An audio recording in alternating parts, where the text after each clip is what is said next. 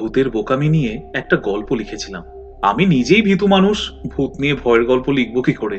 আসলে গল্পে তো গরু গাছে ওঠে, তাই ভূতকে বোকা বানানোর মধ্যে দিয়ে আর কি বিরক্তের আছে। কিন্তু ভূত যে আমাকেই বোকা বানাবে কি করে জানবো?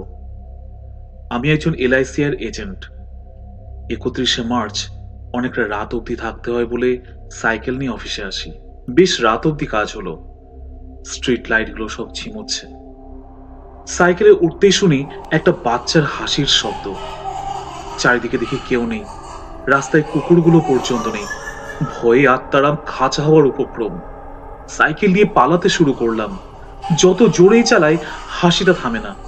হাসিটা আমার আমার আমার পেছনে পেছনে আসছে, যেন মনে হচ্ছে কেরিয়ারে কেউ বসে আছে।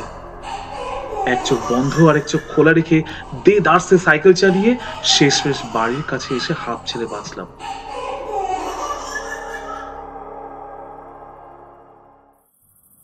দরজা খুলে মা বকাঝকা শুরু করলো। রাত 12টা বেজে গেছে, তোর বাবা সমানই ফোন করছে, ফোনটা তুলে তো একটু কথা বলতে পারতিস। বাবা ওপরের ঘরে থাকে, খেয়াল করেনি আমি বাড়ি ঢুকছি। তাই আবার ফোনটা বেজে উঠলো বাচ্চার হাসি হেসে।